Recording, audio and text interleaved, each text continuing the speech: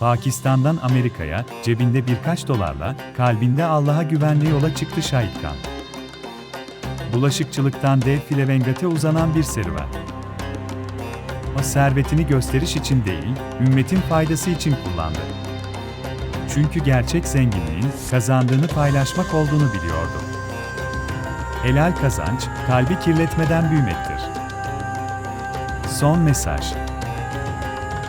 Dünya değişse de bu hakikat değişmez. Emekte kazan, Allah için paylaş. İşte bereketin formülü budur.